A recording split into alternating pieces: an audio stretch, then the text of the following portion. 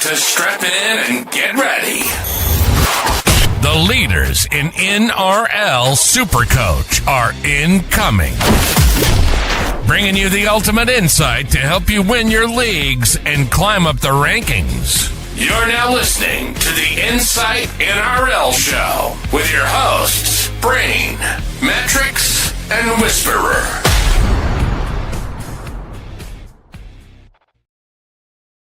G'day guys, happy Sunday, or for some of us, maybe not for others, but you can see there Josh has got his hat backwards, which means only one thing. The 12-11 puts him at the top of the leaderboard.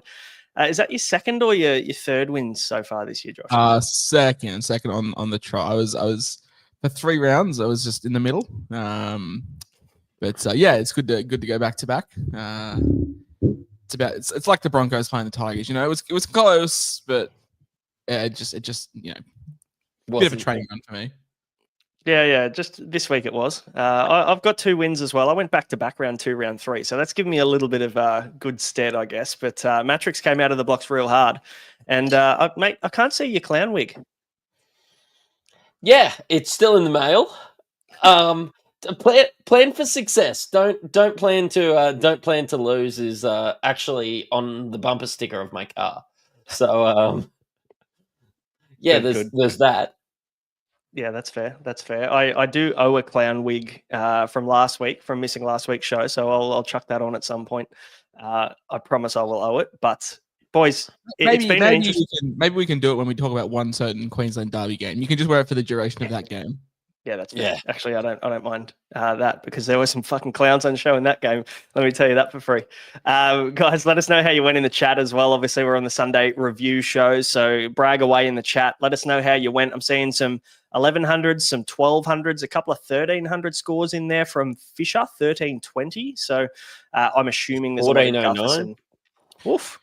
Yeah, someone commented on my post saying 1450, but I was like, until I see it, not sure. 1409 is huge if that's true. So well done, Reese. Big week, mate. I'm sure you've got the King Gutho captain. A bit of orange over Gutho's little game tag there. Matty, talk to us about your week very quickly. Where did it all go wrong aside from JC captain? Because we were both on that bandwagon, and fuck, it's been a 24 hours of emotion, that's for sure. So it started when the football started. Started at 8 o'clock on Thursday.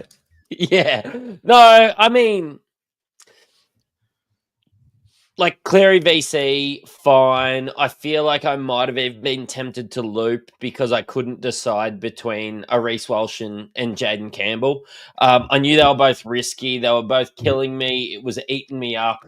And then I went away on holidays with the family and just went, left it on JC, closed my eyes, and then kept on going. Like, I have 3 nights as well. So not only did they not play last week for me, I probably wish they didn't play for me this week, considering that added up to about 96 between, I don't know, let's call it $2 million worth of my salary cap. Look, Cam Munster, fine, but man, I brought in Iongi last week. I'm gonna hang my hat on that. And take the wins where they were, but I'm just praying for some updates from like my Harry Grants and all those big players that just didn't fire this week.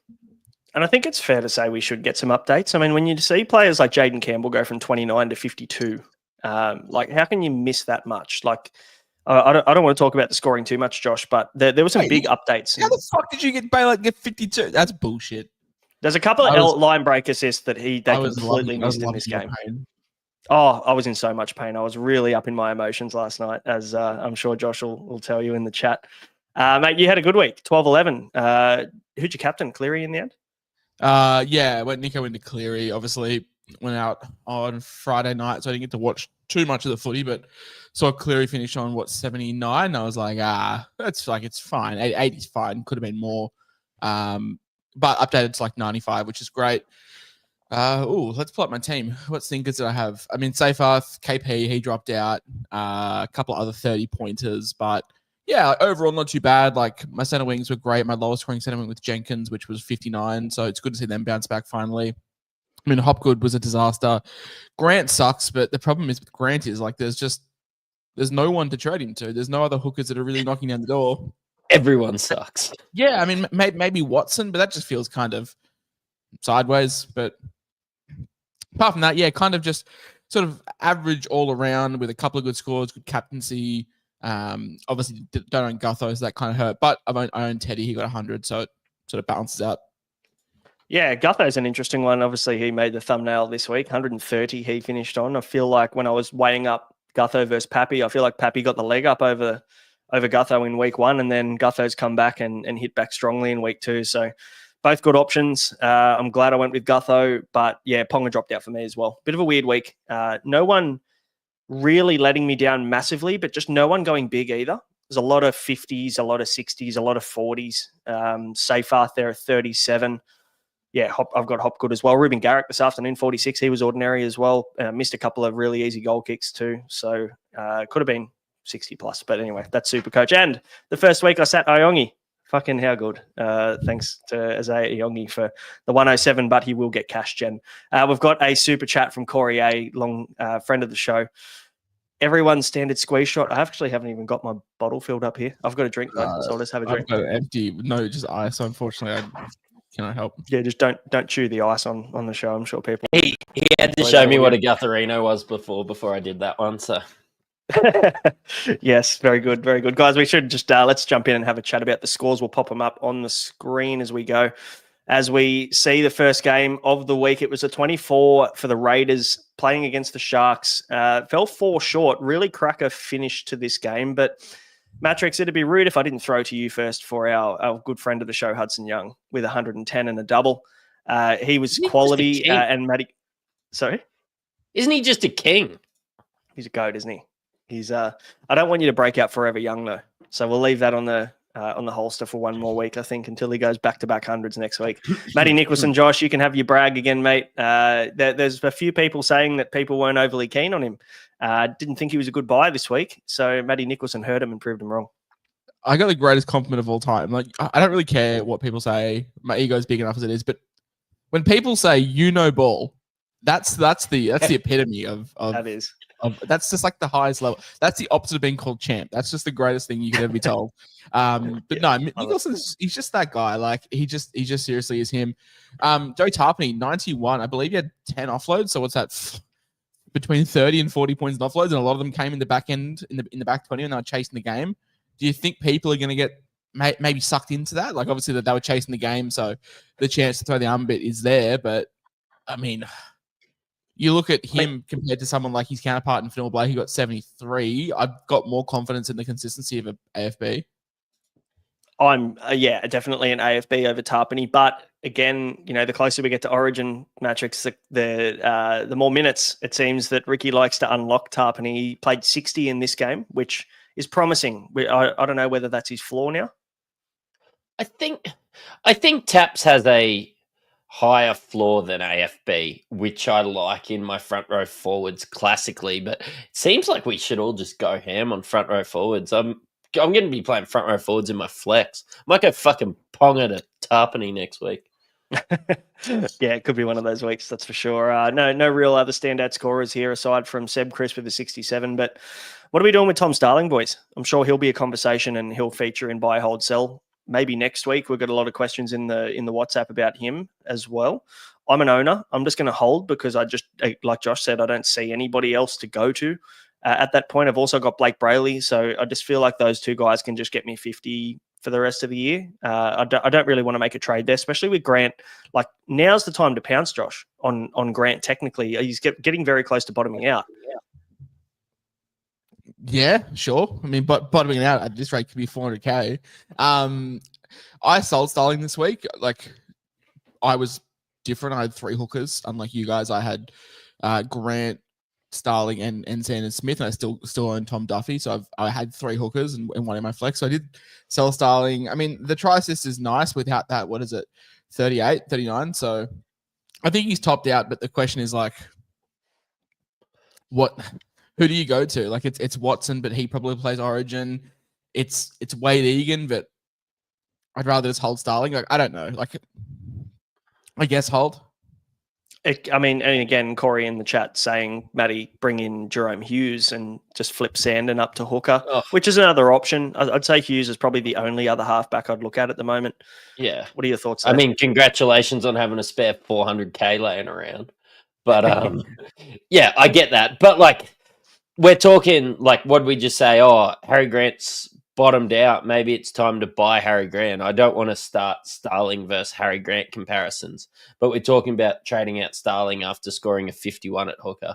Like, maybe it's just a Netflix and chill situation, and just hold on.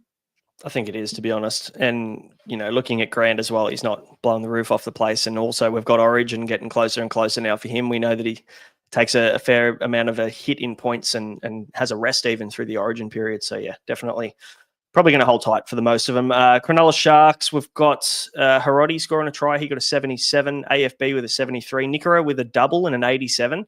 Sorry. Where's that base gone? Nikora is the biggest fraud. Like, he scored every week and has not cracked 90.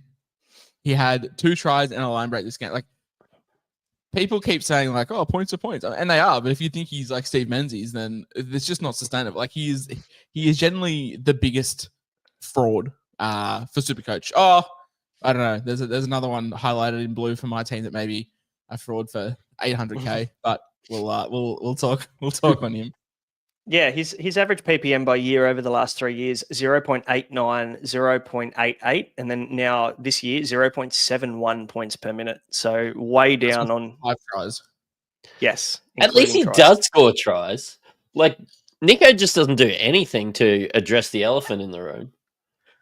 No, let's talk Nico, because all week I said, don't buy him. He's not a buy. And I got lambasted for it. It's tough because I own him, but it also was sweet vindication to see everyone turn. I put a poll, like, I'm sure you guys saw the poll. I could put a poll up on Thursday night that said, who's the second best halfback for Supercoach? And it was 80% Hughes, 20% Nico. Now, if I asked that Wednesday night, I guarantee it was the other way around. It was 80% Nico, 20% Hughes. So the Supercoach community can be a very fickle and quick to turn on your bunch. It's all about recency bias, isn't it? Funnily enough, we always talk about it when a team comes off the back of a bye, right? And they're available, their players are on the bubble potentially. We completely forget about them as options just because they didn't play last week. That's how relevant and recency bias kicks in, where we're looking at players that just did well last week or just did well the last 2 weeks. So not much else really to talk about here for the Sharks. They got close, but not close enough, unfortunately. So let's move on to the Panthers and the Cowboys with a big ad on the screen. Shout out to NRL Supercoach Live. Boys, what are we thinking here with the Panthers? Cleary 94 got a really juicy 15-point update. Josh, you'd be very happy with the orange armband on him this week to see an extra 30 points in your team on Sunday this morning. Yeah, I mean, I woke up to a message from you at 7:00 saying that Cleary's been updated, and I thought it was just a delayed April Fool's joke, but no, it was really nice to log in. I mean, I didn't get to watch. I tell a lie. I watched one play of this game. I got to turn KO on for about 15 seconds, and when I turned it on, I saw Cleary darting across field and turn someone under, and he got a line break assist and try assist. So that's all I watched. That's all I needed to watch. And then, I saw that he ended up on like 78 or whatever. So I wasn't loving it, but then got a mad update. What's going on with Penrith? Are we done? Are we done with Penrith? I reckon they're just a back to the pack 4th to 8th place team this year. What do you reckon, Matty? Oh yeah, they've just become the Cronulla Sharks. But like, I'm not done with them when it comes to Supercoach. Like, all these injuries and stuff are just like throwing out these little golden nuggets of, like, Casey McLean. I don't think had a good game, but he's still 400K and had an even break even and banged out 70. Like, Tom Jenkins scoring 66. Like, I'm more interested in the Panthers for Supercoach than I have been for 5 years, which is small win for the Insight podcast with Isaiah Yeo getting 85. Yeah, I mean, we've been pretty big advocates of telling everybody they should hold for a while now. And look, you're going to regress back to the mean at some point, and 85 definitely isn't an average we expect him to maintain, but he's too good to be scoring sub 50. So yeah, he's people are going to even asking us today as AEO an option now after one good score. So, and that just goes to show you again how much people look at last week. So, but he was good. And was that his 250th game or something? Prince is giving me the big ones in the chat. Give me a second. Oh, yeah, you're going to get that hat back. That's fair. Okay, Yeah. so on the Insight Fantasy Sports store, if you like to wear your hat to the front, you can get the crown to the front. Like just because you don't want to get sunburned at 8:47 at night, man. Like you can just buy the other hat. Yes, and also we've got our hat backwards more so because this is actually a Tigers hat, and if I turn it around, I'll be a little bit upset about the badge on the front of it this week, and I don't want to give Mattrix any more ammo after he already tanked us this week. So, and I just don't want to get my hair in my eyes. That's also understandable. So yeah, backward hat, forward hat doesn't matter. You get to wear the crown. We're not. So yeah, and Mattrix. Boys, talk to me. I didn't get to watch this game, but I was quite inebriated looking at Twitter at 10 o'clock at night. And I was also very hungover the next morning.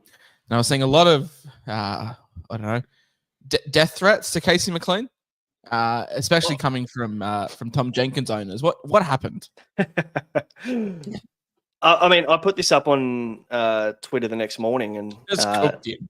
a lot of, I cooked him because it was probably one of the worst players I've seen. Casey cooked, just cooked Tom Jenkins, just straight up Bradman Best Greg Miles at him. Yeah, that was it. But like, didn't score or anything either. Oh just yeah, no. He not only did he fuck it for Supercoach, he also fucked it for his actual team. Yeah, like at least Bradman Best scores when he cooks Marshu. It was the timing of it, wasn't it? With like that could have sealed the match for them. And yeah. Look, when you do something like that, you've got to score in that situation, and unfortunately, he didn't, and it looked horrendous. And I'm sure he's not going to be in favour with Ivan Cleary after that little episode. But anyway, so I like your NRL Supercoach live. I love these stats in the activity section. I think during the game, it just said Casey McLean Bradman bested Tom Jenkins. Yeah.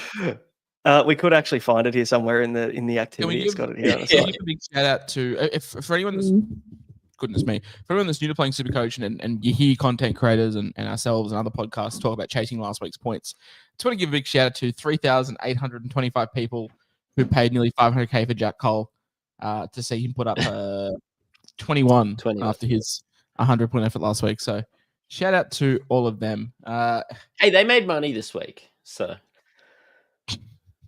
That's true. And I mean, look, Jenkins obviously was very well purchased this week. 66 should have been 90. But anyway, 66 sees him make 113K, I think, this week with a negative 22 break even next week, if I'm correct. So, money's coming thick and fast in centre wing this year, isn't it? I feel like no matter who you jumped on, you've made some good coin this year for the most part, unless you've royally fucked things up and potentially didn't listen to us in the preseason. I feel like it was pretty hard to miss. So hopefully you jumped on Tom Jenkins there. Let's talk about the Cowboys, who I reckon are a much improved team over since round 1, round 2. They're definitely a better team. Are they a top 8 team? I don't think so. But I mean, Scotty Drinkwater needs to be in the conversation over the next couple of weeks. 74 for him again, 2 try assists. He's kicking goals. They're scoring points for the most part. They just put up 22 against Penrith. Matty, your thoughts on Drinky? When do you jump on him? It's got to be round 8. Is it? When do they have their bye? Yeah, it has 7, so 8. Yeah.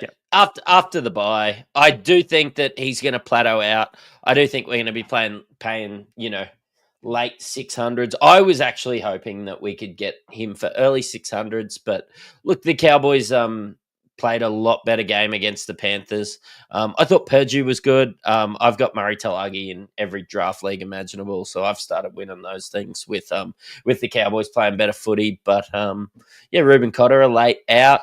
Like all these are names that are starting to come back into relevance. Like maybe we can even get on a 500k Tom Dearden to solve, like if you don't believe in your Metcalfs or you're late to the show with a Jerome Luai, like the Cowboys have all dropped in cash. Maybe they can pop into a little bit of relevance for us now.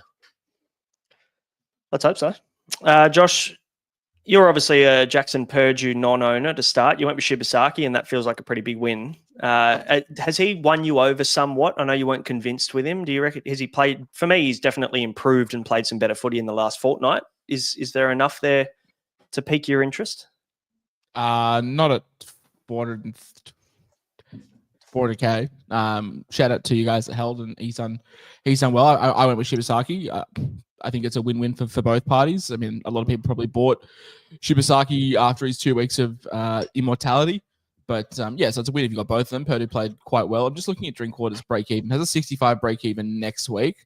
So he'll lose about 15K this week. And if he scores 65 next week, then we're going to pick him up for about 680, which I still think is fine. Question is, where do you fit him in? Because KP is a must with the draw. I've got Teddy. Some people have Gutho. And then you've got one other spot there. And there's a certain very pretty Queensland fullback that I want to go advocating for very soon to be a purchase, depending on the status of a certain halfback. But we'll talk about that. You can't have them all, but I do like Drinky. I think we highlighted this last week. Yeah, Purdue played well. He's been playing well more and more in recent weeks. He's not a buy. Like, this just screams Shibasaki from last week, where he had a pretty good minus 40 break even or whatever it was. And yeah, everyone's jumping on an overpriced cheapie. So for me, it's just like a well done if you got him. I'm not touching him if I don't. Yeah, I tend to agree. I think if you don't have him, you've missed the boat for the most part now. And I think, one bad score and that cash starts to slow up pretty quickly now that the price that he's at. It's easy when, Rob Toy is at 300K. But when you start to get to the 450 mark, and now Shibasaki's price, we'll see. It starts to level out a little bit if you get that one bad score. Let's move on to the second game on Friday night, boys, with Rabbitohs 20 beating the Roosters 14. Latrell Mitchell throwing probably one of the most forward passes possible to No. If you follow many South's fan pages on Twitter, you got a university style lecture on physics. I love Latrell, but fuck, that was Latrell's my favorite player, and I felt so vindicated to say that he was back and he won them the game. But he's thrown it from the 10-meter line and he's caught it on the 5-meter line. What was worse, Trells or Cobbos? Because Cobbos was pretty fucking bad. Cobbos was worse, but it didn't matter. No, it didn't win the game. Yeah. It also wasn't Latrell. The fact that it was Latrell just made it 10 times more publicized. 100%. We'll start with the Rabbitohs then. Troll 51 is probably good for non-owners. Look, if you went early, I'd question why, especially when he's named at centre. Look, let's just pray he gets 3 games at centre and he gets the round 12 dual position update, because I think that's probably what they were hinting towards. I saw Tom Sangster on X say something along the lines of 3 games in that position and he's got it. So if we can get a dual position Latrell Mitchell that you can plug in at centre wing, then he moves back to fullback at the perfect time.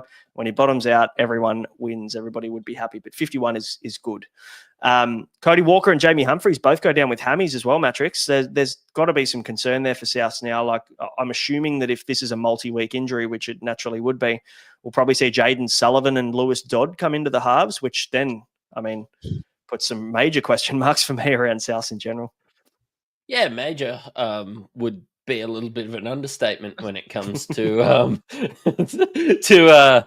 to danger. But hey, all you Wayne Bennett truthers out there, I tell you what, he'll find a way to reignite the career of Jaden Sullivan. So I'm excited for that. But respect, I thought Bud looked pretty good when he came on. He did. He did look good. And then Dodd, I was high on Dodd. I've watched a lot of Super League highlights. I'm one of those sickos that on a Saturday morning I usually catch a Super League game. So yeah, it's exciting. I'm just sitting on the fence as to whether he's Brodie Croft exciting or I don't know, Matty Nicholson exciting. There's a difference there, but look, big outs. Jamie Humphries was playing some good footy, and honestly, I feel for all the people that played him this week, scoring that too. So, yeah, yes. He's the fantasy halfback one. Not so much in Supercoach, but probably a sell everywhere. It's not great when they come off, but I guess the positives, it probably just reaffirms Mamazelis for 80 minutes. Not that there was any concerns, but it's just probably affirmed that even more. Boys, Lachlan Hubner.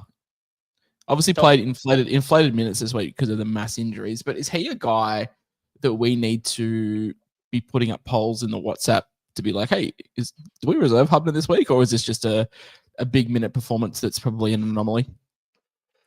Yeah, obviously it's inflated.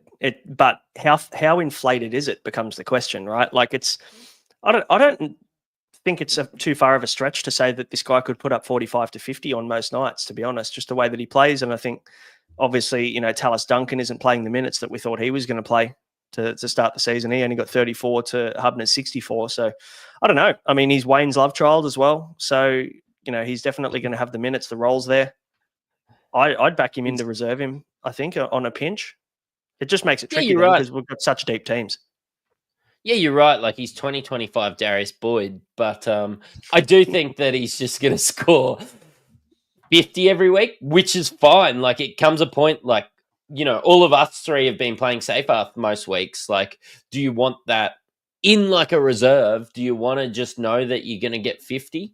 I've been playing guys like Reece Walsh and I don't know, Jaden Campbell and blokes like that. Maybe I should just, with my bench spot, just be like, hey, I'm not going to chase a 90 or 100. I'm not going to win the weekly cash prize or anything this week. But yeah, chug away. I think Hubner's going to score 50s each week. And come round 12, he could be a late 400K guy. So let's talk about the Roosters, boys, because Siasua Wong is the talk of the town.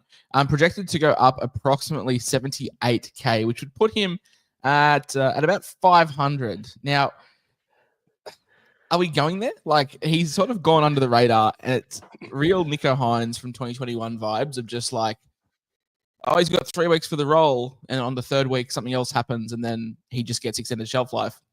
He put up, basically in 80-minute games this year, he's gone 70 and 54, but he does have a 32 and a 62 in there, and now all of a sudden a 120. So we're looking at guys like Seyfarth as well, like Hopgood, Seyfarth, that probably are needing to be sells.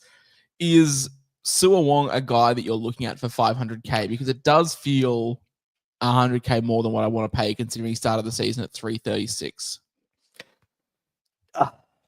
For me, yeah.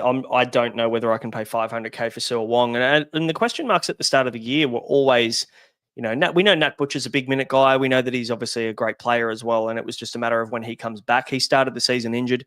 Victor Radley's had, a couple of head knocks now and now a fractured cheekbone. So he's missed a lot of time this year. And then Connor Watson also missed some time, who would rotate out into the 13. I don't know. I just feel like there's been so many missing players that it's really hard to get a gauge. Spencer Lenu as well, and the prop rotation got thrown out. He missed some time. I don't know. I just feel like there's way too many question marks, Matty. Like, for me, I'm probably going to look elsewhere, maybe a little bit cheaper, and we'll talk about a guy that scored relatively well this week. But can you go there? I mean, I can't blame anyone for going there. If he holds that role, we could be looking back this year at 600K Sua Wong and go, fuck, we missed the boat on that one. Yeah, and I can't. Like, really, if you pay him 500K and you miss out on 600K Sua Wong, I think the bigger risk is that he goes back down to 390. I actually brought in Sua Wong in fantasy this week. Weird flex, I know, being a Supercoach podcast. Nice. But was just chatting to some guys at work, and they're like, honestly, like, and one of the guys at work is a bigger fantasy guy than Supercoach guy, and he's just like, have a look at Sua Wong's numbers, and I just had a look, and like, yeah, he looks great, but it's injury related. He's always been 1 year away from being 1 year away. I wonder if he hits, that early 500s, maybe even mid 500s. And like, how many trades do you want to burn on mid-range 2RFs? Like, yeah, you just got to let him go. That's my concern. It's like, yeah, if I've got Hopgood and Seyfarth, I want to go down and up rather than side to side. Like, I'd rather go to a cheapie and then a gun than side to side, because like, unless we see Sua Wong as a season keeper, I don't see a huge amount of cash growth in him. In saying that, though, Jay Schubert is predicting a break even of minus 12 next week, so he could probably still make you another 60K or so. But that's pretty much all you're getting, I would imagine, if you do buy him next week. So that's my only concern. Boys, Billy Smith, 317K, played unreal, hasn't missed a beat. I mean, we know this with Billy Smith. He's, I would say, top 5 in terms of talent, top 5 center in the comp. The problem is just never puts it together. If he's starting, it's very hard to not take him, especially when you got a guy like Toya or Shibasaki in probably 2 weeks' time, or if you're like me, you got Nasako, you got bailed out this week, you'll get some cash gen to probably break even in a couple of weeks. Like, it's hard to pass up Billy Smith. I'm keen. I think he's a nice downgrade, and I think we're going to have a question around who stays between Toya and Nwanganitawaze. Like, who holds that spot now? Because honestly, it's so hard to drop Billy Smith. Robbo, Ange said in the chat, Robbo loves him. You know, if Hubner is Wayne Bennett's love child, then I reckon there's every chance that Billy Smith could be Robbo's love child. For me, who goes for him? You can't drop him, can you? Like, who goes? Nwanganitawaze he's been great. Like, how can you critique him? Oh. Move Mark to the wing. Surely not. Surely they can't drop Dong Young. No. Out of all them, has to be like you're not dropping Toya, and you're not. And Mark's been unreal. Like, what do you mean? Why not? Toya's been fine. He hasn't done anything wrong. He's a child in a fucking in a team run by Chad Townsend. He's been absolutely fine. Like, Daniel Tupou is fine. Yeah, well, we'll talk on Chad. Fuck me. Daniel Tupou is fine. Like, I don't know if we have any Roosters fans in the chat. Let us know who you'd move to fit in, Billy, because I think he's too good not to be there. But I'll tell you one man in the back line who isn't getting dropped, boys. It's James Tedesco, 101 points. Another great outing from him. From my understanding, did fuck all this game and scored 100. So, I don't know about that. I just feel like didn't have 2 tries and a try assist like someone like Gutho did. Yeah. No, he didn't. But he had a try assist, a line break assist, a forced dropout, a try contribution, a fucking million tackle breaks, 36 points in runs, 7 tackles. Like, he accumulates points nearly better than any other player in Supercoach, and he's just going to do that every single week. And we talked about the fact that we wanted to go early. Josh, you had the balls. I didn't. I went with Gutho. You went with Teddy, which have both worked out great. But fuck, he's going to be a guy we want around those major buys, like playing all 3 major buys. If he doesn't get picked for Origin, he'll be in nearly everyone's team. But what's Dylan Edwards' timeline? Like, maybe Tedesco does play Origin again. I don't think next week or the week after. I think I don't. Yeah, people are like, "Oh, new coach." I don't think Teddy's getting picked. I think it'd be very tough on Dylan Edwards if Teddy does get picked. I think Edwards is back next week or the week after. But this is where it gets tough for Teddy. I went early to get these 2 matchups, and it's worked out relatively well. 83 and then 103, whatever it was. Sounds weird, but I probably would still prefer Gustin if I had my time over again, because I probably would have captained him this week for a better score. In saying that, though, I can't complain with a 90 average across 2 weeks. Does take on the Broncos next week at Suncorp, and then the Penrith week after. Maybe that's not a tough as matchup as we first thought, but then goes into the Dragons, the Dolphins, the Dogs, the Sharks, the Raiders, the Knights, the Cowboys, Tigers, Sharks, and Dragons. So very, very nice stretch over Origin. You're not going to get him much cheaper than here. He'll still lose a tiny little bit of cash. I think he had a break even of 124 this week, so he'll lose about 10K. But then after that, boys, next week is a break even of 77. So 830K is going to be probably the cheapest that you'll get Teddy. So it's now or never, probably. I think you paid up, and now you've got that trade out of the way, and you can hold and you can enjoy. And now we're going to have to ask the question for most of us: hold Ponga, that we have got Gutho, Yongi. Hopefully, can make a bit more cash. We've got to make a decision on who we're going to be. Highlight this for Lachlan Camilleri, obviously new coach for the Blues, but he says Teddy wasn't in the 50-man preseason Origin catch-up circle jerk bonding thing that they do. So I'm pretty confident that Teddy's not going to be there. Yeah, I think I'm of the same. And Sandon Smith keeps fucking making cash, so just enjoy it.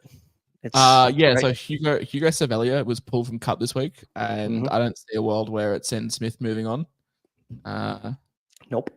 I do think Paul George Townsend will have some more time to what podcast C. What are you trying to say? No, I think Chad's time might be done. Ugh. Say it isn't so. Yeah, anyway, let's move on. We'll go to Para Dragons. Hey, 23-22, Zach Lomax with the field goal to ice the game. And a few tears in the post-match presser. So it obviously meant a fair bit to him. And Shout out. That's I like that. I'm here for the emotion. Don't mind it. Isaiah Yongi, 107 for the Eels. Try, assist, a line break, 3 line break assists. He looked awesome. This was definitely his coming out game, Yongi. Which, again, Dragons' defense looked fucking awful at more often than not. So again, you're not going to play against the Dragons defense like that every single week. But if you got Yongi, I know people were kind of toying around with the idea of selling him, and I was on board for the most part, depending on who we're getting. But I think now you've just got to ride the cash. He made 80K this week, and I think he's going to come into another negative break even. I think negative 11 or something like that. So yeah, just enjoy that. The question just becomes each week, do you play him? Which I have got wrong this year. So, yeah. Do you buy at 400, or is it just better fullbacks for 200-300K more? Because I said it last week. Like each week that we get close to Mitch Moses' return, each week the better for Fayongi. So like at 400K, do you lick your wounds and buy him again, or is it just like all right, no, I jumped off? Well, I mean, you're asking 8,315 people whether they bring him back in this week. Sorry, trading him out. 8,314. Oh, yeah, okay, fair. Look, I don't know. I don't know whether you can. Again, we're talking Purdue numbers. We're talking, we're having the same conversation as we just had with Purdue, really. But at least he's got the upside at fullback, I think. Yeah, I know Purdue just scored 88 from center. Congratulations. But like if the Eels start playing a touch better footy, which they might have been, like the Dragons weren't great. Like people are like, oh, this was a great game. I even see game of the week. I'm like, it was a close game. Like it was still the Eels versus the Dragons. Yep. Oh, the first 20 odd minutes were it was still a poo slinger at times. It wasn't a good game at times. No, it wasn't. It wasn't. But someone who did have a good game was Dylan Brown with 93. Come back to life somewhat. Mitchell Moses is back soon. And the big news is that Lomax has moved to the wing. So there's a bit going on at the Eels. Will Penasini's now moving over to right centre to partner Lomax on the wing over there. So big ups, for Supercoach more so, but for Jason Riles for actually pulling the pin and doing that this early. I'm glad they've made that move. Their team's better for it, I think. But is Dylan Brown now just a guy at 5'8", considering JC failed? Munster scored well this week as well, so I can't argue against that. But Dylan Brown coming in after that Parramatta bye, Josh, he's on your radar, I'm sure. Am I the only one's like half disappointed with Munster's score? Like he got 81. I would have thought he would have got like 140. He was on. Only because he was at 70 odd at like at 40 minutes in. Yeah. I was watching this game very closely because I didn't want to wear the wig this week. So I'm like, fuck, Matty's got Cam Munster. I need to watch that a little bit closer than normal. He tries his try the first 20 minutes. You're like, fuck, here we go. And he was on 7 points after like 20 minutes. I'm thinking I'm cooked here. I'm in all sorts. But yeah, I'd be disappointed as an owner, but look, you're never going to get upset with an 80 plus. So yeah, that's fine. But Dylan Brown, 93, can he keep this up now, or is it going to be better for him when Moses comes back? He's been really good. Like he's been shit in real life, and he's averaging like 56 before this game. He's been absolutely fine. I'm very keen to jump on once Moses returns. I think they have a bye the week after the Cowboys. I think they had the bye in 8. So I'd be looking at probably around 9 purchase. And I said to you boys today, like I'm probably happy just to ride Metcalf until 9. Yeah, probably don't sell for any profit, but I want Brown eventually, and there's no one else I want to go to. I've been pretty open that I'm not a JC guy. So it's like congratulations. Thanks. You win. I don't win this week. I don't want to lambast it too much. But yeah, I'm not a huge JC guy. And Munster had the Nathan Cleary Vegas syndrome where he just was in everything and didn't score. So maybe it is just Brown. Could be, honestly. And he's got he still have halfback duel from last year as well, wouldn't he? So yeah. 5'8" halfback. Perfect. I like it. Zach Lomax, 725K, I think he's going to be after this week. On the wing. I'd be very tempted to buy him at that price, to be honest. Yeah. You can't talk me out of it. Honestly, like in the wing, he seems to just get that work. Mitchell Moses coming back. Even if you do cop a little bit of a, even if he does go down a touch more, like waiting for Mitchell Moses, surely he's just going to be churning out these 70 like numbers. Like he didn't score a try for that 70. Like he it's bad. Does have a 104 break even against the Raiders in Canberra, and then takes on the Tigers at Campbelltown. I'm probably happy to wait until round 9, which is when I think Moses will be back after the bye. Then goes into a nice enough draw of the Sharks up at Suncorp, the Dolphins at Combank, Newcastle, Manly, Penrith.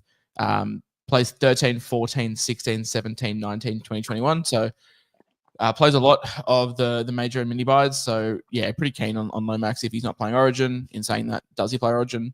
Maybe. I think he does. I think he does. Yeah. Does he? But okay, so where? On the Sting?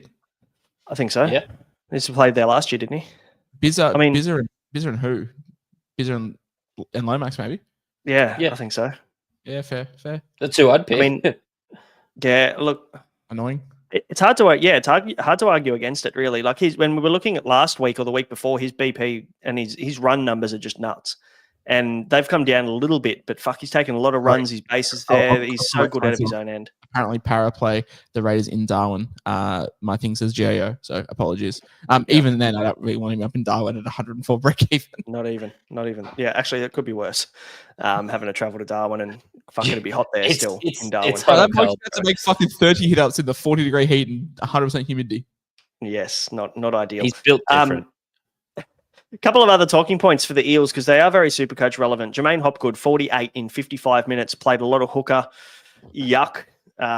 Fucking frustrating watch. Really frustrating watching him play in this one. Josh, you're an owner as well. You feel my pain, I'm sure. What are you doing with him? Is it bail time? Definitely a no for me, dog. No, it was not loading. I'm trying to do the soundbite. That was very embarrassing. I'll just pause it. I was trying to play the "It's a no from me, dog" soundbite, but it just wasn't loading.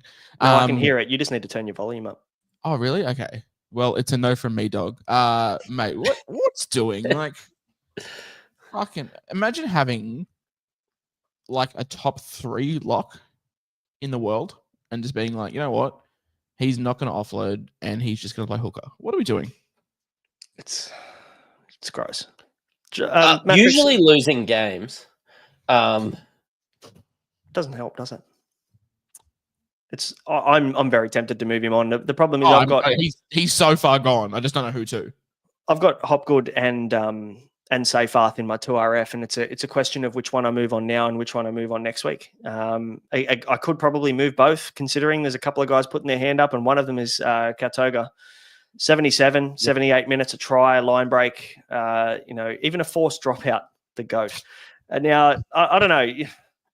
It's a matter of, like we were talking about Wong earlier, Kautoga's going to have a massive negative break even this week. He's going to make some more coin. I think he only comes in at 320K next week. So I'd still consider him not out of reach, but the question mark comes to, whether he stays there. That's Billy Smith price. I think we forget that he was like training everyone preseason. It was always Kautoga. In the preseason. So for me, I'm pretty keen, like 320. Give me a second, get some water. Kira, can I have a beer too? Yeah. 320 is fine. I'm happy to pay that. Yep. Did you send your missus a message then saying bring me some water? Because if you did, that's goated. Yeah, you can just walk to the fridge, bro. I do it all the time. Yeah, Mattrix does that. I'm too locked into the cause of talking about Kittion and Kautoga. No, like Kautoga's great. Like I think you can bring him in. I think, like, tell me Seyfarth to Kautoga isn't a good trade next week. Oh, I think it's a great trade. I think Hopgood to Kautoga could be a good trade next week too. Like, look how much cash you could free up. You could go a Toya up to fucking nearly anyone with that kind of cash, like 600-700K plus. Like I've got 187K in the bank, and if I did that move next week, I could go Toya up to Lomax next week if I wanted to with that money. If I do it, I'll have 280 in the bank. So very, very keen. There's a lot of things you can do with that kind of money. I tell you what, I might boost next week just trying to avoid the clown week. So let's. I'm let's boosting just for other leave reasons. that. I'm boosting for other reasons, but I also can understand that sentiment. Boys, let's talk about friend of the show, Riley Smith, because he was hot on everyone's lips. Obviously, starting 9, Dylan Walker on the bench. Jason Riles came out in the press conference and pretty much candidly spoke about running sort of a dual 13 system to have his halves sit wider and to give them more room to run. Problem with Riley Smith is thought he played unreal. The game changed when he came on. Just doesn't have the greatest PPM from a Supercoach standpoint. So what do we do? Because he can free up a whole lot of cash. If you're happy to run like Sandon Smith as your hooker one, I don't mind it, but it's just one of those cheapies that probably isn't the greatest buy. No, it's like Corey Pakes without tries being scored. It's Danny Levi from 2024 without tries. That's kind of the PPM that we're looking at here. But again, you go Sandon Smith up. What happens in round 10, round 11 when he loses the goal kicking? Sam Walker comes back and you're stuck with Sandon Smith and Riley Smith as your hookers. No, But surely Sandon Smith's a trade out when Sam Walker comes back and you just pray that he's that's not for another 480K. weeks. Like we still have a fair bit of time in the sun with Sandon. We still have like a good month and a half of a goal kicking half. Yeah, fair. King Gutho, the talk of the town with 130 for the Dragons. Fucking hell, this guy just went. You both own, so you can help me out here. Am I crazy to look at actually buying? I don't own. It's only me. Okay, join me. He looks like a season keeper. And I'll put my hand up. I'm like, I was wrong. I didn't think you could continue it, but Ilya sucks and Flanagan sucks, so he has to do everything. Is he a season keeper? Like, is he a top 5 fullback for the season? Yeah, comfortably.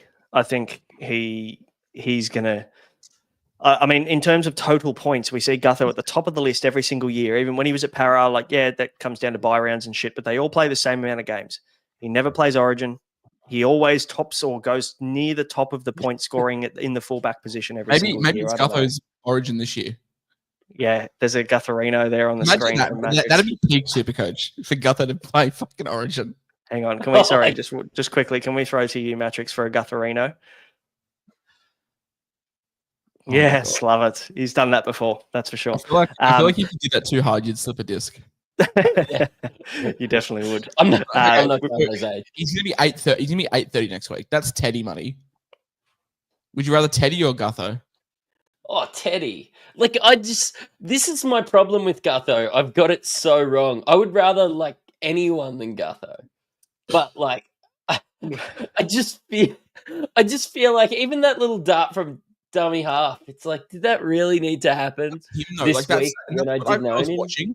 So I was watching him and I was watching every other fullback. And apart from Teddy, there's no fullback that is so close to the ball and pressures so much. He seems to be always there on the quick play. He's always there on the offload. He's one of the best support players I've seen, probably second to Teddy.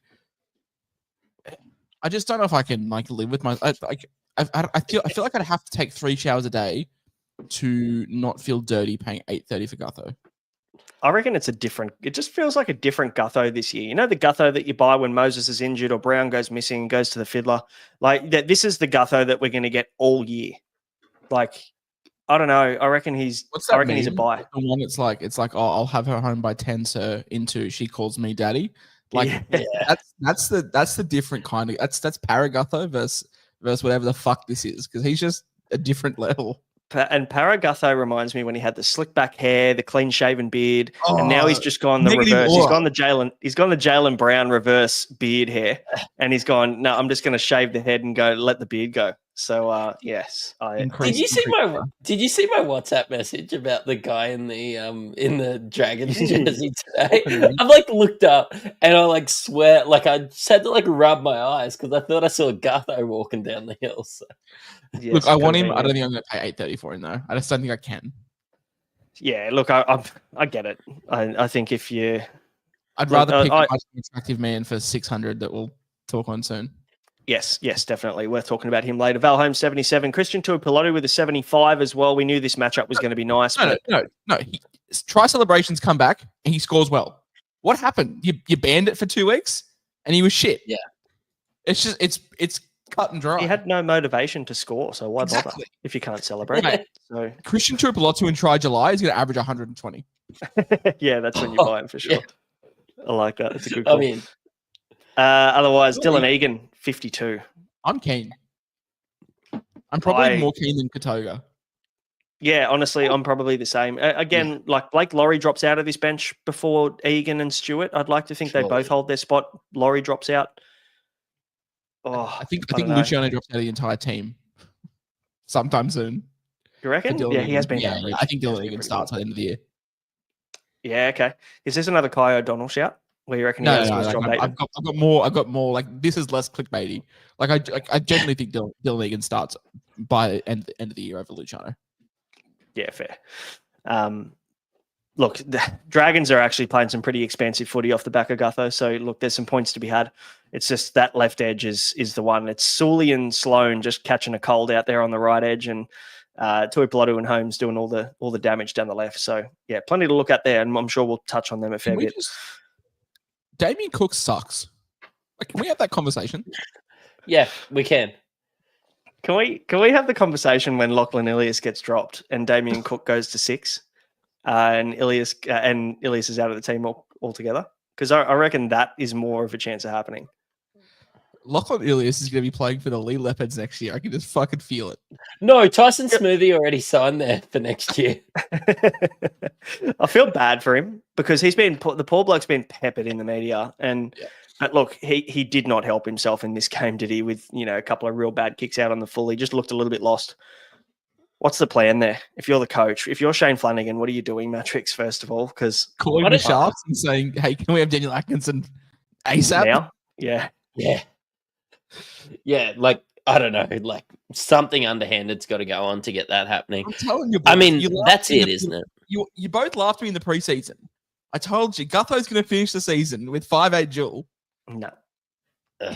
you can't. Back to fullback. No, you can't do it. Look, I'd rather put Sloan in at 6 than put him back to fullback and make Gutho the 6. I That's not how actually he- don't hate that. Oh, I like this from Ange. I like this. The Chad will be at the Dogs by mid-season. Yes. At the Drags by mid-season. Yeah. Oh, sorry, okay. the would- Dragons. That might be enough for me to like the Dragons. And that's What, a big the Chad- There you go. All right, let's move on. We've got the Seabus Super Stadium. We've got the Gold Coast Titans getting absolutely mauled by the Finns. Let me tell you, this could have been one of the fucking worst performances by an NRL team I've ever seen by the Titans. And I'm a Tiger supporter. I watch a lot of bad football. Don't you worry. But this was putrid. Like a team that didn't even know what fucking way to run on the field. It was a mess. And I'm not saying this with emotion because I captained Jaden Campbell. I'm saying it because they were bad. Back me up. How you got bailed out? I'm fucking like this is what I was saying in the group chat. Like I would laugh at you hysterically if you didn't captain him, but the fact that you did captain him, I'm like, I've got to have some solace. But the fact that you got bailed out with a massive upgrade is just ridiculous. I'll give you a tip. It wasn't even that massive an upgrade. Like I was watching a line break assist happen, and I'm just like expecting to go up X amount of points. And I'm watching, and it just never happened. Like, I don't know. Like, I'm presuming the scorers just turned it off halfway because it was too painful to watch. But, like, even Tino kind of got bailed out. Like, he was big on updates too. Yeah, well, I saw obviously got sin bin, so he lost to -8, and I think he played 70 straight, which was great. But like, yeah, a lot of updates in this game. It was weird. I was watching this one on a 10-inch screen at the Kirribilli Hotel, so I wasn't the best for this analysis. But yeah, The Titans were bad. And I put the clown wig on and the clown nose just to emphasize how bad they actually were. Jaden Campbell went from 29 to 52 in updates though. So shout out to Tom Sangster, who I know does the updates every week. single-handedly. Huge for him. But they Thanks, did give him a bro. line break. I'm glad you accept the PayPal message I sent you. Yeah, so look, they gave him the line break in the updates. I think that's probably where that comes from. But yeah, it was bad. And look, in hindsight, I still think Jaden Campbell as a buy is a good play. I'm not backing down on the fact that I think he's still going to be a good play, and even the 581 this year. And I went back and had a look at his numbers.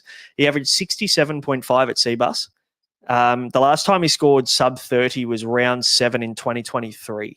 So, like, I'm not a believer that the base isn't there. They score points. I just think we picked him on a really bad week, and a week where they probably played their worst football in a very long time. So I'm going to hold strong. Outside of David Fafita, we might not want to talk about the Titans too much, but something I do like to focus on a lot is myself. And I basically went Jermaine Asako to Jaden Campbell. So suck, buddy. Yeah, like it was a 2-trade deal. I was like, yeah, I'm so off Jermaine Asako, and I was so high on Jaden Campbell. So yeah, that was great form from me. That's the difference between wearing a clown wig and not. So I missed half of that for taking my clown wig off because it was very uncomfortable. We're just saying my Jermaine Asako is in green and Maddie's isn't. Yeah. Oh no, did you sit him or did you trade him? I traded him for Jaden Campbell, basically. There seems to be a common trend. So I watched Jermaine Asako at the Campbelltown Leagues Club in round 1. He scored 99. For the next 3 weeks, I watched it from my bedroom. And in round 5, I watched it from the Kirribilli Hotel, and he scored 114. If anyone out there that's listening that owns Jermaine Asako, feel free to send me $50. And I'll go to any leagues club and just drink a lot of beers for Dolphins games. It seems to be a good omen. So $50 isn't a lot of beers, bro. No, that'll get you like 2 pints, probably. Yeah. Like not that much. Tino got a nice little update too, 48-67. So I don't know what the scorers were doing in this game, but real Keefy saying that David Fafita is slowly turning into Dave Taylor. The Coltrane. Love a Coltrane reference. Oh dear. Let's have a chat about Mattrix's second favorite team, the Dolphins. Asako 114, solid. Probably a big reason why you won this week, Josh. Aside from the fact that we also captained a fraud.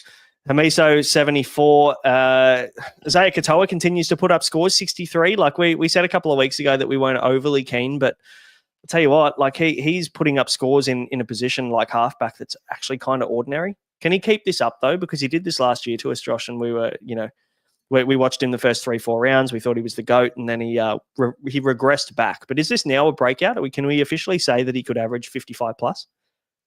Yeah, I mean that's not a high bar, but like 60 plus. Not an option. Not an option for me. Maxwell Plath owners getting some nice junk, which is great. Moves to the middle, scored the try, fantastic. Mate, you're in your feels because Campbell had scored 28 at the time. And at that stage, it wasn't in your top 17, so you had no captain. Mm-hmm. But you're also in copium mode the next morning in the WhatsApp, going back and looking at historical data of Herbie Farnworth and trying to justify that it was okay because it was his worst score ever. I think, mate, if you're rolling in your bed and losing your mind over a 55, you've got some incredibly high standards because I thought he was. Hang on, yeah, if that was a bad game for Herbie, 55 is great. How many beers did you have on fucking Saturday night? Yeah, that was about Herbie once. That was a Jaden Campbell. I thought you were upset because you were like, oh, I bought Herbie, and he was shit. Am I just imagining things? No. I mean, I think he was on. What did he get? 48, and he got upgraded to 55. Like, yeah. Of course, I when I pay $720K for a player, I want to get a 70. But he's going to come good, and the Dolphins draw looks nice. And the reason I bought him isn't because I wanted him to score well this week. He's got 2 tough games coming up. I think it's the Broncos and Penrith. And then after that, things open up a little bit for the Finns, and they play the first 2 major buys. So he's a guy now that I can just leave there for the year. So I'm pretty happy to. I'm very confident there was some Herbie slander in our group chat. I've got to find it. I'm sure that you take a deep dive in that, but honestly, yeah, maybe there's not too much. Maybe I had too many beers. One of us did. No, I was positive that you were like deep in your feels over Herbie as well. No, I don't think I could have been. I don't think I could have been too deep in my feels on Herbie when I was so fucking deep. Oh, I was so deep on JC. Yeah, it wasn't. It was not. I had no feels left. I was going through it, seeing Gutho crash over for another try. I may have yelled expletives at my computer and was asked what's wrong, and I had to explain that this bald man I don't own was actually ruining my mental health. Yes. I think there was a message saying, I don't care if this bald fraud is $950K, I'm buying him next week. The most reactionary tweet of all time. That's good. All right, let's move on and hopefully we can get through this one quick. Mattrix, you can have a brag. 46-24, the Broncos over the Tigers. Walsh 66. Reynolds goes down injured with a hammy. No. This 66 all comes in about 20 minutes. And again, that's what you get with him, isn't it? Like, you know what you're going to get with Walsh. You're going to get 20 minutes of scoring and 60 minutes of fucking wanting to throw your phone at the TV. Yeah, and it is after Reno goes down, and it doesn't look like Reno will be back. I don't know. I'm presuming 4 to 6 weeks. I've been away, so I've watched a lot of footy, but I haven't like deep dived on socials or anything. But yeah, I think Reece Walsh without Reno, great. Like Willison, like no, he's not a buy. Went over on a couple of crash plays and like Cobbo and Arthur's, like Broncos have always historically scored their points on the edge. But yeah, look, I think that you can just get Walsh. He's bottomed out, and like you're getting him for 580k. He came to the Broncos at 550k to put that into perspective. So yeah, that's fair.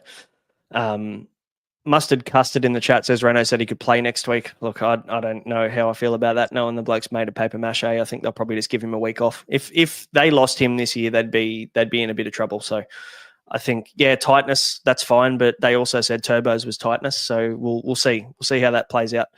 83.4 Walsh averages without Reno, and we saw that pretty much straight away. He was on 9 points at halftime.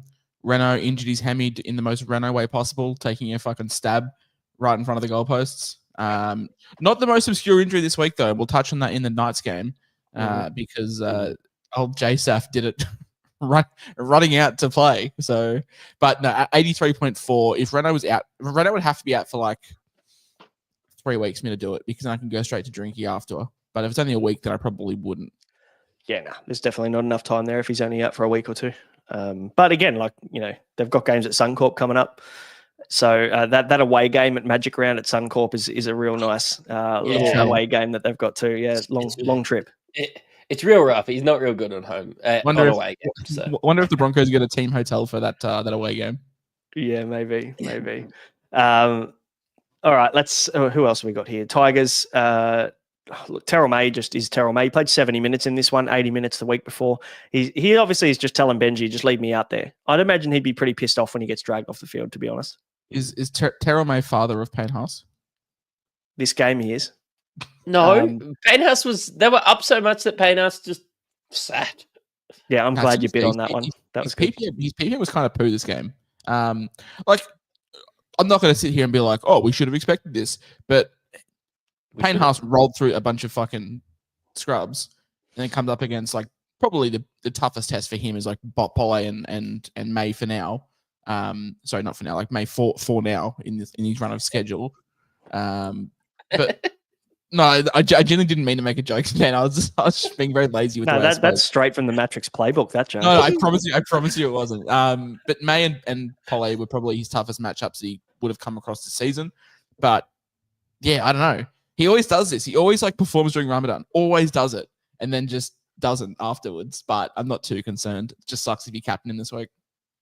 Yeah. And look, a lot of people did. I think 40% of the top 1% captain Payne Haas for 51 this week. So look, that's unfortunate, but you still lock a 50.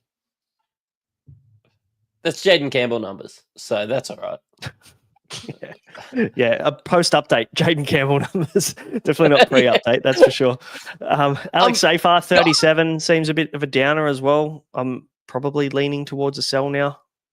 I think he's definitely topped out. Yeah, no, sadly. It's time to go. I'm kind of high on Galvin. I was so off him. He was in everything, bro. Didn't even score 60. That's the only problem. But at least he's in everything. Like, how many 5'8s can you say that about at the moment? He had like 2 try assists and did fuck all. Let me read you his scores this year.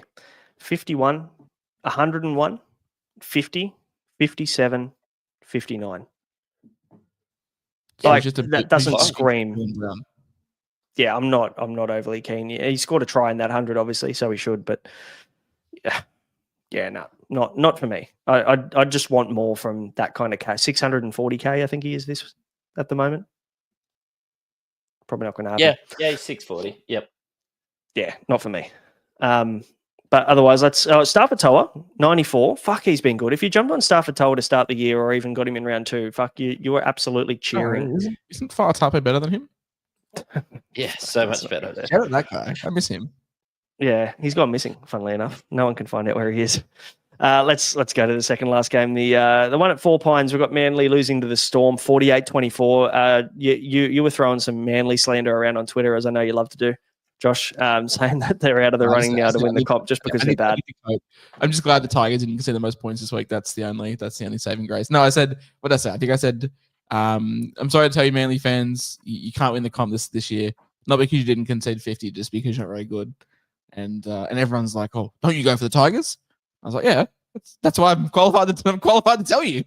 Yeah, this year we can. First-hand experience. Yes, we know what a bad team looks like. That's for sure. It's funny, like, I don't know, I've been pretty open with my Gerbo slander, but like, is he the most protected $1 million player in the NRL? He got $1 million bucks, which is absurd.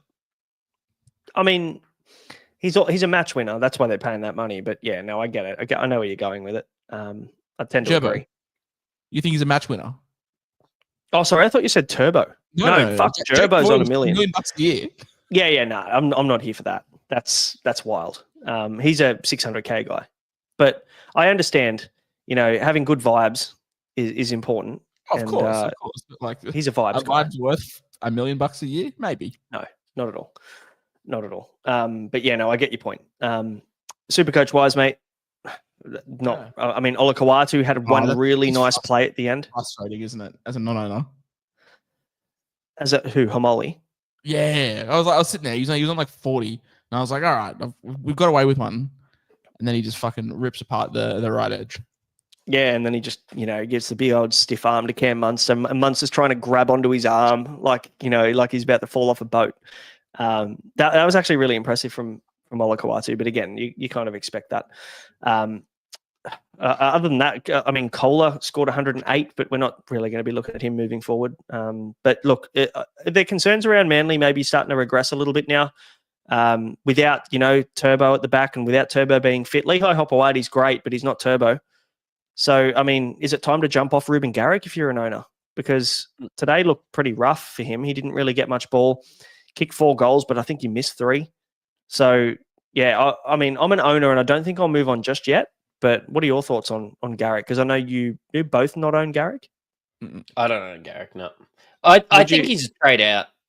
I was quietly cheering as soon as I saw Turbo was out.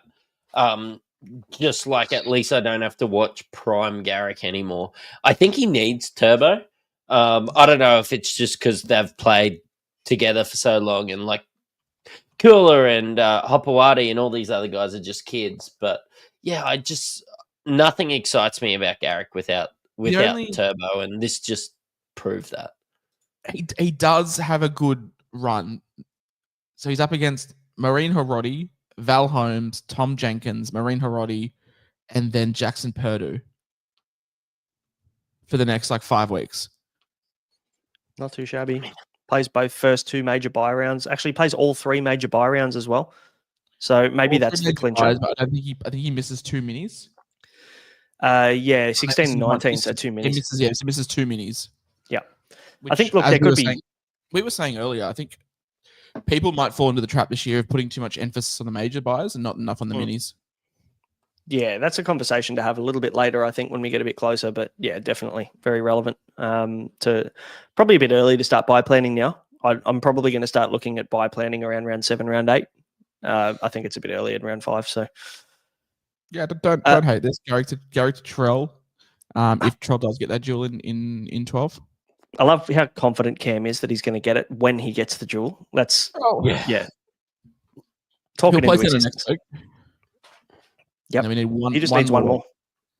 Let's hope he gives him 3 weeks there. That'd be elite. I also agree with Corey. I do think like Turbo's not out for too long. Like Turbo's only out for a 6-week period. And as I read you 5 matchups are pretty good. And then we get Turbo back. So it's like he was my consensus not my consensus. He was my number 1 center wing for the season. I'm probably dropping down a bit now over the next 5 weeks, but I'm still pretty confident as a season whole. Now, I put in the WhatsApp chat, it's a really bad way to play Supercoach by not owning any Storm players. And that's me at the moment. I'm in so much pain watching. It's really bad. It's really bad when you don't own any of the big 4. But the problem is, I own the shittest fucker out of the big four.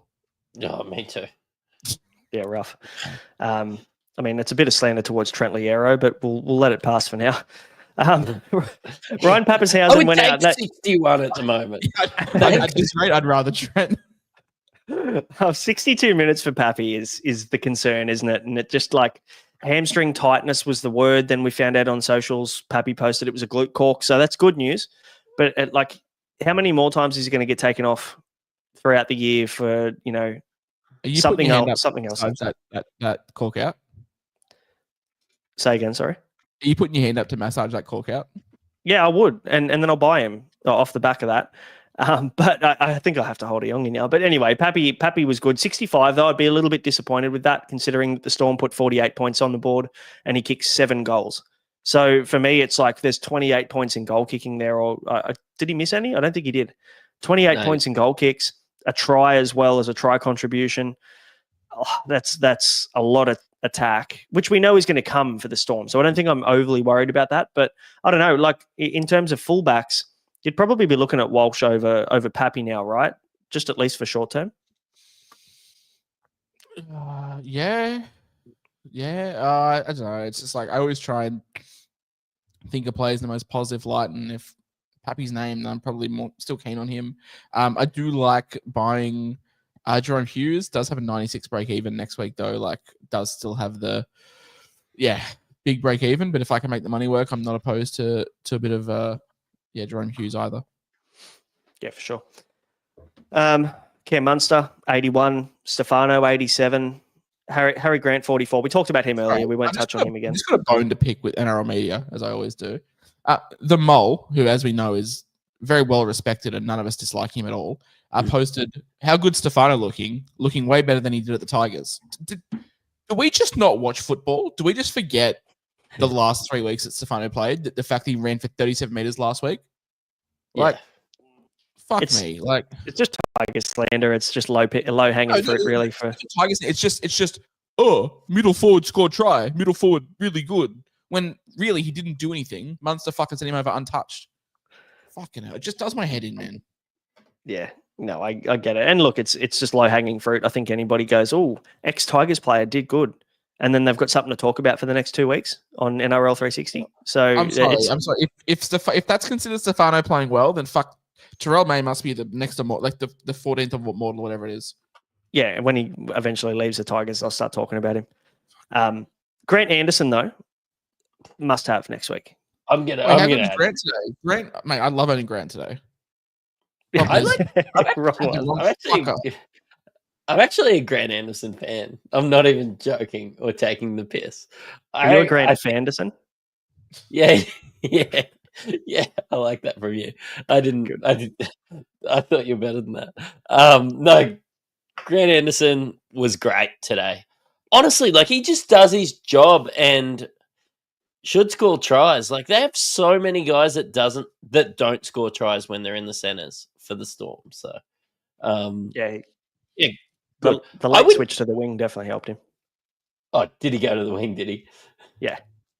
Yeah. Oh, with the injury. Yep. Got it. Yep. Warbrick was out and he had that late switch. But anyway, regardless, 127, got a hat trick, 4 line breaks. He's not going to do that every week. But yeah, look, we take the piss when we say he's a must have next week. But fuck, he's just that guy that keeps delivering every week when he gets his chance. So good on him. 24 Tyrant Wishart. You're legit, 100% he is. Eli Katoa as well. I mean, I don't know. I didn't watch any of the pods last week. Did you guys mention him at all? I think there's been a few questions around like those top tier 2RF guys. He's got to be on your radar now, doesn't he, with another good score? This is a bit of a big ego flex, but we both did say he was the best 2RF to play. Yeah. Oh, well, caveat, we said he was the best 2RF to play, probably behind Ola or definitely when Jerome Hughes plays. So yeah. To be fair, I think we did say wait until Hughes is back and then buy. Yeah, that someone was like, "Oh, do I buy Eli Katoa, or do I get Mole?" And we were like, "Can you just not do either and wait until fucking Hughes is back?" And now he's back, wheels up. Let's talk last game. Hey, Bulldogs 20, Knights, big fat donut. I'm confused. Was this a really good game or was it a poo slinger? I can't tell. It was a poo slinger. I'm not confident saying this was a good game to watch. This was it was tough. good defensive effort. I think we can. Yeah. We'll give Bulldogs credit to are fucking airtight. They are very good, and obviously that's come across from Seraldo and the Panthers. And his time at the Panthers, they've started to put things together. But the Knights honestly just look so fucking lost. They had a few opportunities. Yeah, they had a few But they look opportunities in good attack. for 42 minutes defensively. They look great defensively. Yeah, I'm happy to write this game off. To be honest, as a nice attack fan, like if you own assets from them, I'm happy just to write this off. Like this is just the Dogs. Like the Dogs are just so good defensively. And that I guess comes down to people being disappointed about Ponga scoring 33 or Marju getting 33 or Sharp getting 30 or whatever it was. Like I reckon the Bulldogs could be like a top 3, top 4 defensive team in the comp. I don't want to go and say they're the best, but fuck, they could give it a run. I reckon like this is a team potentially to avoid when we're talking start sit at the end of the year. We're going to go, okay, yeah, probably let's sit some of these guys against the Bulldogs at the end of the year to avoid that matchup. They're solid. So yeah, I'm in the same camp as you guys. I don't think I'm panicking on guys like Ponga just yet. I know some people are. What if do we all have Ponga? Yeah, Yeah, we all have Ponga. So I'm assuming you guys are holding. I'm not moving. I've got PTSD from last season. Not at all. Like he's still top 3 fullback for me, and it's not close. Especially with the draw coming up too.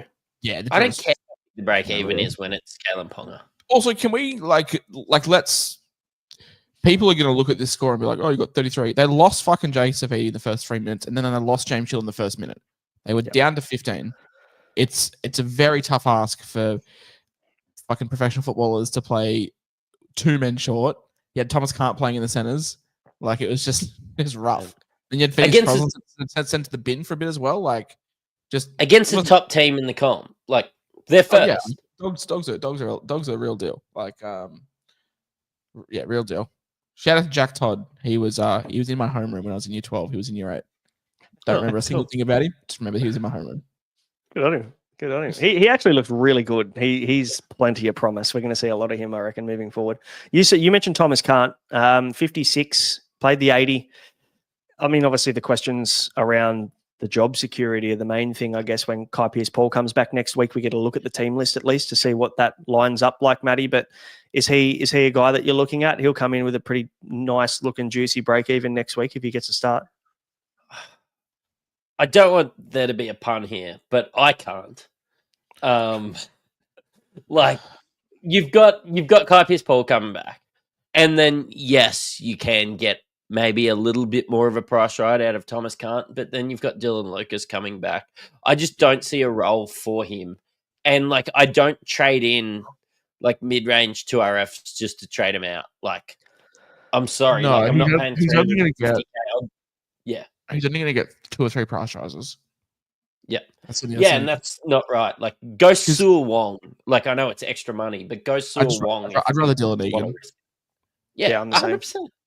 It's the same risk. List, for sure. And also, you've got to say, like, if Thomas Cant is going to stay on an edge, then you've got one of Frizzell or Adam Elliott that are going to drop back to the bench. And I don't know whether AOB is going to want to do any of that. You've got 2 hoops to climb through. Like, I think he might start next week. There's a chance that he does. There's a chance that Frizzell goes back to 13 and they just move KPP over,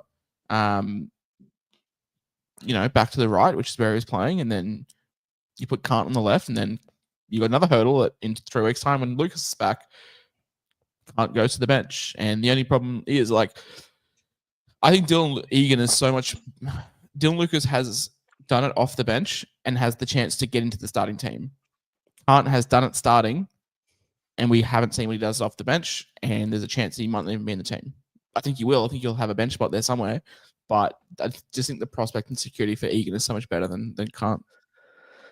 Yeah, look, I tend to agree, I think. I don't know whether there's anything else to mention on this one. Reid Marnie, he's back. Reid Marnie, Marzu. I mean, yeah, Reid Marnie's going to score well. Like, Adam Elliott in the middle is going to score well. Max King was great in attack. But, like, I see all these 2RFs, I see the hookers and stuff in there. Because this was a poo slinger, it was played in the middle for 40-odd minutes until the Bulldogs started playing a bit more expansive and peppering Marzu, or maybe Marzu was just failing at that point. But, like, it's one of those games that all these guys scores. I think are inflated, and you need to take it with a grain of salt. Like maybe just go back and watch the game before you add Thomas Kant into your team, or go back and watch the name before you trade in Reed Marnie, because it's just not a good decision. No, this reeks of Rabbitohs Dolphins round 1. Yeah. Add Tom Gilbert. In saying that, 7, 8, 9. So the Dogs have a bye next week. 7, 8. I tell you what, Jacob Carraz is fucking. I'm all over him sometime soon. He got 5 offloads, 49 points in his first game. He'll update to over 60. Confident on that. Like first game back, no preseason, broken back, spinal, as Mike Tyson would say. Like just dog, absolute dog. He looked bigger to you as well. He looked like a thick boy. He looked jacked. Yeah. He looked awesome. He was fantastic. Probably the best player on the field for the Dogs, I reckon. In saying that, though, I can't help but just worry a little bit about this chronic back injury that is just going to be pain managed for the rest of his career. That worries me a little bit.